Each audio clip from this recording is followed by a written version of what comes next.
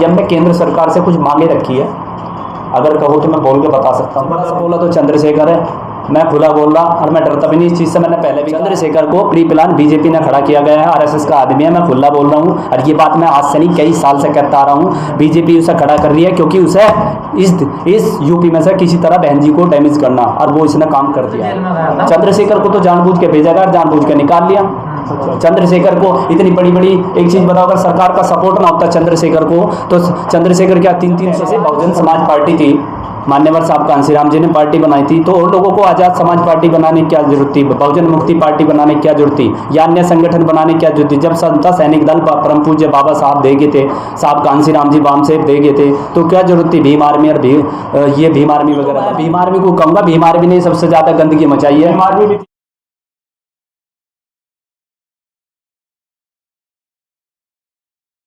Video में बोले गए शब्द वक्ता द्वारा खुद के अपने व्यक्तिगत विचार हैं, जिससे सुपर जस्टिस न्यूज चैनल का कोई भी प्रत्यक्ष व अप्रत्यक्ष रूप से संबंध नहीं है। लोकेश कटारिया जी, इस मुद्दे को लेकर प्रेस कॉन्फ्रेंस है। देखो, मेन उद्देश्य यही था प्रेस कॉन्फ्रेंस करने का कि आज हम लोग बहुजन समाज के सभी संगठनों को एक मंच पर लाने का प्रयास कर रहे थे। हम लोगों ने लगभग 15 दिन पहले इसके लिए सोशल मीडिया के जरिए, फ़ोन के जरिए सबको सूचना दे दी थी। सबने आश्वासन भी दिया कि हम लोग एक मंच पर आने के लिए तैयार है, लेकिन अभी तक हम काफ़ी, आपने देखा भी है, टाइम भी काफ़ी हो चुका है, लेकिन किसी का कोई रेस्पॉन्स नहीं आया। जिस पर फ़ोन किया उसी ने बहाने सुना दिए। तो मुझे नहीं लगता कि बहुजन समाज के संगठन एक जगह आ सकते हैं। ये मेरा गलत फहमी थी, आज वो दूर भी हो गई। तो मतलब आप मुहिम चलाएंगे बहुजन संगठनों को एक करने की? नहीं, अब तो चल चुका है। परेशान हो गए, कांसीराम साहब परेशान हो गए, जी जी, सारे महापुरुष परेशान हो गए। आपको क्या लगता है कि आपकी बातों में लोग आ जाएंगे? राष्ट्रीय अध्यक्ष महासचिव बने हुए, वो अपना पद छोड़कर आपके राष्ट्रीय अध्यक्ष पद के नीचे आ जाएंगे? नहीं, मैंने कभी ये नहीं कहा कि मुझे राष्ट्रीय अध्यक्ष या राष्ट्रीय महासचिव बनाएं। हमारा मेन उद्देश्य यही था कि जिस तरीके से आज समाज पर अत्याचार बढ़ता जा रहा है, SC ST OBC माइनॉरिटी पर, बहुजन समाज पर जो अत्याचार बढ़ता जा रहा है, उस अत्याचार को रोकने के लिए अगर हम थोड़ा एकजुट हो जाते, एक मंच पर आ जाते, तो शायद इसका कुछ सॉल्यूशन होता। लेकिन मुझे नहीं लगता, मेरी गलत फहमी थी, आज वो दूर हो गई। आप कह रहे हो संगठन को एक करेंगे, आप खुद भीम आर्मी से लगा के तुमने पहले नेशनल भीम आर्मी बनाई, फिर भीम आर्मी 2 बनाई, खुद संगठन बनाते जा रहे हो, कैसे करोगे सबको? देखो, भीम आर्मी का मैं बता दूं, मैं उसके विषय में कोई बात नहीं करना चाहता था। नहीं, होने का कुछ ना कुछ कारण होता है। देखो, जब पहले से बहुजन समाज पार्टी थी, मान्यवर साहब कांसीराम जी ने पार्टी बनाई थी, तो और लोगों को आजाद समाज पार्टी बनाने की क्या जरूरत थी, बहुजन मुक्ति पार्टी बनाने की क्या जरूरत थी, या अन्य संगठन बनाने की क्या जरूरत थी। जब समता सैनिक दल परम पूज्य बाबा साहब दे गए थे, साहब कांसीराम जी बाम साहब दे गए थे, तो क्या जरूरत थी भीम आर्मी और ये भीम आर्मी वगैरह बनाने की? आपको कोई ये प्रस्ताव देता है कि आप अपना संगठन हमें विलीन कर दो, तो क्या आप अपना संगठन उसमें विलीन कर लेंगे? देखो, अगर संगठन, वो संगठन की विचारधारा के ऊपर डिपेंड करता है। अगर उसकी विचारधारा वाकई में अम्बेडकरवादी है और बहुजन समाज का सच्चा हितैषी है, तो मैं बिल्कुल तैयार हूँ इस चीज के लिए। अभी तक आपके पास कोई संगठन ऐसा आपको लगता है कि कोई संगठन ऐसा है जिसमें आप विलीन कर रहे हैं? आपको लग रहा है ऐसा कोई भी संगठन? मुझे तो देखो, सीधी सी बात है, जिन जिन संगठनों में मैंने काम किया, सबने अपना उल्लू सीधा किया अभी तक। लेकिन सच बताए तो ग्राउंड स्तर पर और ग्रास रूट पर कोई कार्य करने के लिए तैयार नहीं है। क्या आप भी अपना उल्लू सीधा कर रहे हैं इसका मतलब? नहीं, अगर मुझे उल्लू सीधा करना होता तो मैं आज छोटी सी प्रेस कॉन्फ्रेंस नहीं करता। मैं भी बहुत बढ़िया 300 गाड़ियों में मैं भी घूमता मजे से। लेकिन सच्चाई ये है कि समाज का बेवकूफ़ बनाया जा रहा है। तो आपको दर्द है कि आपके पास 300 की गाड़ी नहीं? नहीं, मुझे कोई दर्द नहीं। मेरा दर्द ये है कि जिन बहुजन समाज के 13 लड़के 2 अप्रैल 2018 भारत बंद के दौरान शहीद हुए, उनके नाम से जिन लोगों ने पैसा इकट्ठा किया, सब्बीरपुर प्रकरण हुआ था सहारनपुर के अंदर 5 मई 2017 को, उसके नाम से जो इन लोगों ने पैसा इकट्ठा किया, गुलछर्रे उड़ाए हैं, उसका मुझे उस बात का दुख है। मुझे कोई दिक्कत नहीं है, व्यक्तिगत दुश्मनी कोई नहीं है, ना व्यक्तिगत मेरी कोई दुख है। दुख इस बात का कि समाज का बेवकूफ बनाकर इन लोगों ने जो अपने घर बनाए। जिन लोगों में तो सभी संगठन आ गए, कोई नाम? ज्यादातर तो मैं भीम आर्मी को कहूंगा। भीम आर्मी ने सबसे ज्यादा गंदगी मचाई है। भीम आर्मी भी 3 है, उसमें तो आपका भी नाम आ जाता है। नहीं, भीम आर्मी में हमारा जब नाम ले तो नेशनल भीम आर्मी भी उसी में आ जाती है। नहीं, नेशनल जरूरी नहीं कि नेशनल भीम आर्मी उसी में आएगी। भीम आर्मी अगर सही तरीके से काम करती, भीम आर्मी के चीफ या राष्ट्रीय कोर कमेटी अच्छा काम करती, समाज के हित में काम करती और समाज के युवाओं का भविष्य ना खराब करती, तो शायद हमें नेशनल भीम आर्मी बनाने की लोकेश कटारिया की विचारधारा क्या है? देखो, मेरी खुद की विचारधारा मैं कभी नहीं रखनी चाहिए। हमारी पूरी नेशनल भीम आर्मी की विचारधारा है कि जब तक ग्रास रूट पर काम नहीं होगा, जब तक हम गाँव में कैडर नहीं करेंगे और समाज के युवाओं को शिक्षा और संविधान के प्रति जागरूक नहीं करेंगे, जब तक नशे से दूर नहीं करेंगे, जब तक बहन बेटियों पर हो रहे अत्याचार शोषण के खिलाफ हम लड़ाई नहीं लड़ेंगे, ये हमारा विचार है। और गांव-गांव में सबसे ज़्यादा शिक्षा का अभाव, सबसे ज़्यादा शिक्षा को अगर बढ़ावा दिया जाए तो जब समाज का कुछ तो वैचारिक लड़ाई किससे है जी, वैचारिक लड़ाई किससे वैचारिक लड़ाई तो सबसे ज़्यादा वैचारिक लड़ाई तो अब इस टाइम समाज के गद्दारों से हो रही है, जो समाज के सपोले बने बैठे हैं। आपको कैसे पता कौन है सपोला? सबसे बड़ा सपोला तो चंद्रशेखर है। मैं खुला बोल रहा और मैं डरता भी नहीं इस चीज़ से। मैंने पहले भी कहा है, मेरी कोई इससे निजी दुश्मनी नहीं, लेकिन जिस तरीके से उन्होंने समाज का नुकसान करा, समाज की भावना को ठेस पहुंचाई, उस हिसाब से वो सबसे बड़ा वो है। नुकसान बताओ कितना नहीं पहुंचाया। सब्बीरपुर के नाम से जो इतना बड़ा आंदोलन हुआ था सहारनपुर के अंदर, वहाँ पता नहीं कितने युवाओं का भविष्य खराब हो, वो जेल में चले गए। सोनू नाम का लड़का था सब्बीरपुर का रहने वाला, चंद्रशेखर भी तो जेल में गया था। चंद्रशेखर को तो जानबूझ के भेजा गया, जानबूझ के निकाल लिया। चंद्रशेखर को इतनी बड़ी बड़ी एक चीज बताओ, अगर सरकार का सपोर्ट ना होता चंद्रशेखर को तो चंद्रशेखर क्या 300 समाज में कहीं अत्याचार होगा चंद्रशेखर जाता, आप तो नहीं जाते वहाँ। कहाँ से? चंद्रशेखर के पास सारे संसाधन हैं, लेकिन हम प्रयास करते हैं जाने का। चंद्रशेखर को प्री प्लान बीजेपी ने खड़ा किया गया है, आरएसएस का आदमी है, मैं खुला बोल रहा हूँ। और ये बात मैं आज से नहीं कई साल से कहता आ रहा हूँ। बीजेपी उसे खड़ा कर रही है क्योंकि उसे इस यूपी में से किसी तरह बहन जी को डैमेज करना, और वो इसने काम कर दिया है। आपको किसने खड़ा किया है? मुझे किसी ने नहीं खड़ा करा। मैं तो आज समाज के काम कर रहा हूँ, समाज के बीच में हूँ। समाज को लगा कि अच्छा है तो मैं समाज में काम कर रहा हूँ। दूसरे लोग संगठन वाले लूट रहे हैं तो आप कब लूटना शुरू करोगे? मुझे जरूरत ही नहीं लूटने की। अगर मुझे लूटना होता तो मैं अपनी नेवी की नौकरी छोड़कर मुझे क्या जरूरत थी आज समाज में धक्के खाने की। एक समय वो भी होता है कि हमारे पास किराया तक नहीं होता, हम अपना किराया तक नहीं होता। मैं और मेरी मिसेज मेरठ से बस से आए हैं, कहीं पर भी मीटिंग करने जाते हैं। अभी 15 दिन का प्रोग्राम करके आऊँ एमपी में, लॉकडाउन के दौरान 3 महीने में एमपी में रहा। हमारी राष्ट्रीय अध्यक्ष नीलम चौधरी, उसके साथ हमने जो बेचारे उसमें फंसे हुए थे लॉकडाउन में, आने जाने वाले लोगों को हमने खाने के राशन तक बांटे। बताओ, एक तरफ तो आप कह रहे हैं सबको एक साथ आ जाना चाहिए, दूसरी तरफ आप उन पर आरोप नहीं, मैं तो उन लोगों मैं स्पष्टीकरण करा, मैंने कहा भी है चंद्रशेखर, बाबन बेसराम, ठीक है जी, सतपाल तंवर, ऐसे भड़काऊ लोगों को निकाल दो और अपने आप समाज उद्धार हो जाएगा। इसी वजह से मैं छोटे छोटे संगठन को मतलब एक मंच पर लाने का प्रयास था, लेकिन मुझे नहीं लगता कि कभी ये मंच पर आ जाएगा। भड़काऊ सतपाल तंवर जी अत्याचार होते वहाँ जाते। आज एक चीज बताइए, यूपी में हो, हरियाणा में हो, मध्य प्रदेश में हो, छत्तीसगढ़ में हो, सबसे ज्यादा अत्याचार इन लोगों की वजह से हो रही है। आप भड़काऊ भाषण देते हो, दूसरे को गाली दे देते हो, और जहां पर समाज दबा कुचला है वहां पर लठ बजाए। इन पर होता है नहीं होता है, सबसे ज्यादा 90% यही हाल हो रहा। पहले अत्याचार नहीं होता था समाज पर, इतना ज्यादा नहीं होता जितना अब होने लगा। आज मेरे गांव को ले लीजिए, मेरा गांव जाटों का महकमा है, इधर ठाकुर है, इधर जाट है। आज तक बाबा साहब की तरफ को उंगली नहीं उठाई। सहारनपुर में ही क्यों तस्वीरें टूटते हैं? सहारनपुर में ही क्यों बाबा साहब की उंगलियां टूटती है? बताइए, सोचने वाली बात है। आपने भी कहा कि चंद्रशेखर बीएसपी को कमजोर करने के लिए उन्हें तो खुद ही वोट नहीं मिले चंद्रशेखर उसी जमाने तो जब से वोट नहीं मिला उनको, तो उपचुनाव में क्यों जितनी भी काटी बीएसपी की वोट काटी उसने? बताओ, चाहे उसने 1 वोट काटी या 1000 काटी तो बीएसपी की है। और जहाँ अब वो कह रहा कि मैं अकेला चुनाव लड़ा, उनने हर विधानसभा पर अपने कैंडिडेट लड़ाए। तो सबका संवैधानिक अधिकार है ना चुनाव? नहीं, अधिकार है, लेकिन बेवकूफ क्यों बनाया गया? पहले जब दिल्ली में पहला प्रोटेस्ट हुआ था कि मैं भविष्य में अगर राजनीति करूं तो मेरे गोली मार देना, कहा था ऐसा कोई रुपया नहीं जो मुझे खरीद सके, सारे काम होने दोनों काम। बताओ, लेकिन आप चंद्रशेखर के पीछे क्यों पड़े? लंबी लाइन खींची ना चंद्रशेखर, लंबी लाइन खींची पड़ी। मैं तो बात की बात बताइए, देखो जब तक आप एक चीज बताइए, जब हमारे समाज पर कोई उत्पीड़न करता है, हमारे समाज को धोखा देता है, तो हम आग बबूला हो जाते हैं, एक मंच पर आने के लिए तैयार हो जाओ। और जब समाज का ये आदमी समाज के साथ गड़बड़ करेगा तो उसे क्यों कहते हैं? आपने बैनर पे लिखा कि बहुजनों पर अत्याचार के खिलाफ है, आप तो चंद्रशेखर के पीछे नहीं। आपने जब सवाल ही ऐसा करा तो जवाब तो देना ही पड़ेगा। जब आप लोगों ने सवाल किया तो मुझे तो जवाब देना पड़ता। अब आप सवाल तरीके से करते तो मैं और तरीके से जवाब देता। आपने लिखा देश भर में बहुजनों पर अत्याचार, हाँ जी, तो उसका बात करी ना अत्याचार। तो स्टार्टिंग तो किस चीज से करी भाई? आप सवाल कर रहे तो मैं उसी हिसाब से बताया। आपने स्टार्टिंग करी कि मैं सबको एक साथ जोड़ना चाहता। हाँ, एक साथ, लेकिन वो मेरी गलतफहमी थी। आज वो गलतफहमी दूर तो हो गई है। अत्याचार कैसे कम होंगे देश भर में? अत्याचार को कम तो ऐसी होगी, एक तो हमारे समाज के नेताओं को भड़काऊ भाषण देने करने पड़ेंगे बंद, सही और संविधानिक तरीके से।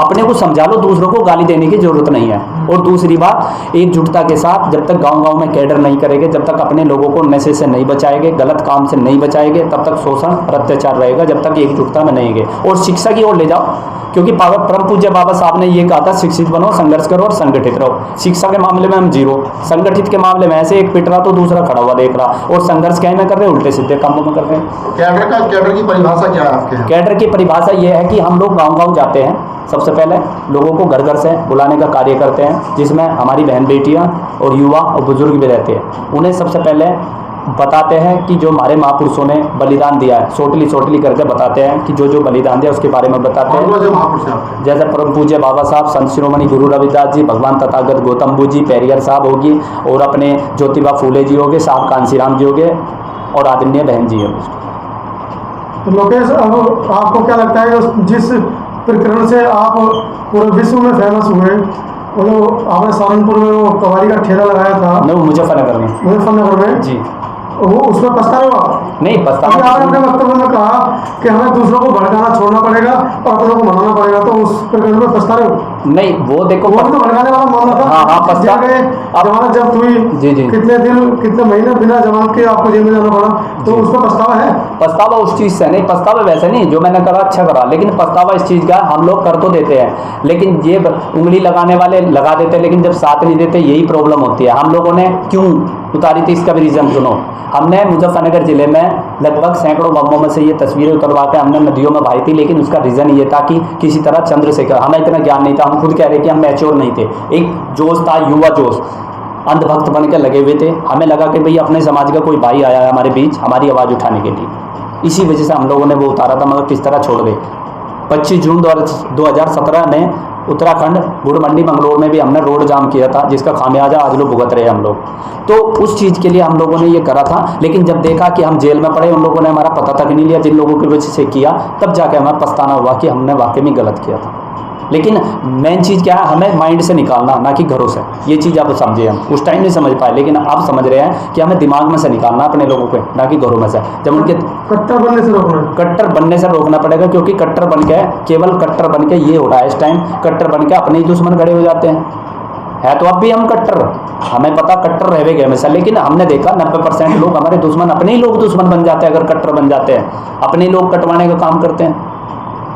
चलिए, ये तो हुई सारी बातें। अब बताइए, जो मुद्दा आपने रखा है बहुजन समाज पर अत्याचार के खिलाफ, जी, क्या करने वाले हैं? देखो, हम लोग नेशनल भीम आर्मी के नेतृत्व में एक बहुत बड़ा आंदोलन करने का हमारा प्रयास चल रहा है, और हमारा उद्देश्य यही था कि सभी संगठनों को लेकर हम इस आंदोलन को करेंगे। लेकिन आज ये गलतफहमी दूर हो गई, हम अपने स्तर से, अपने संगठन के स्तर से कुछ लोगों को लेकर एक बड़े आंदोलन की तैयारी करेंगे दिल्ली के अंदर। जो जिस तरीके से पूरे देश के अंदर आज हमारे युवाओं की हत्या की जा रही है, हमारे पर अत्याचार शोषण हो रहा है, गवर्नमेंट कर्मचारियों को भी परेशान किया जा रहा है कहीं ना कहीं, तो इन चीज़ों को लेकर हम लोग एक आंदोलन की तैयारी कर रहे हैं, और जल्द ही इसकी हम सूचना से अवगत करा देंगे। उसके लिए हम एक तैयारी चल रही है। किस संगठन को आपने इनवाइट किया कि आइए उनसे मिलिए, या हमें अपने को मिलेंगे? मैंने BSS को किया, और जी बहुत सारे संगठन हैं, भारतीय गुरु रविदास मानव सुरक्षा दल है, और मुजफ्फरनगर के बहुत युवा संघर्ष समिति है, MP से है, सहारनपुर से है, काफ़ी संगठन थे, 20-25 संगठनों से बात हुई थी। तो उन लोगों ने हमको आश्वासन दे दिया कि सर हम आएंगे, बहुत अच्छा प्रयास है। फेसबुक और ट्विटर पर तो सबने कहा बहुत अच्छा प्रयास है सोशल मीडिया पे, लेकिन जब ग्राउंड स्तर पर देखा रियल में, तो एक भी संगठन आने के लिए एग्री नहीं हुआ। मैं कोई बात नहीं, हमें तो रखनी थी। देखो, हम अपना असूल है कि अपना जो करना वो करना है, पीछे नहीं हटना। और सीधी सी बात है, जब तक हम एकजुट नहीं होंगे, जब तक एक मंच पर नहीं आएंगे, शोषण तो होता रहेगा। ये हमारा छोटा सा प्रयास था, और हमसे पहले तो देखो महापुरुषों ने बहुत बड़े प्रयास किए, शायद हमारी गलतफहमी थी, आज दूर हो गई। तो मेन चीज़ ये है कि देखो, हमें सबको स्वार्थ छोड़ के और पॉलिटिक्स छोड़ के अगर समाज के हित में ही काम करना है, तो सबको ईमानदारी के साथ ये मत सोचो कि हमें कुछ मिलेगा। आँख मीच कर, मैं मेरठ ज़िले में रहता हूँ, मुझे परिवार की फ़िक्र नहीं, घर की फ़िक्र नहीं, समाज के लिए जितनी मेरी कैपेसिटी है उसके अनुसार हम लोग टीम वर्क कर रहे हैं, कार्य कर रहे हैं।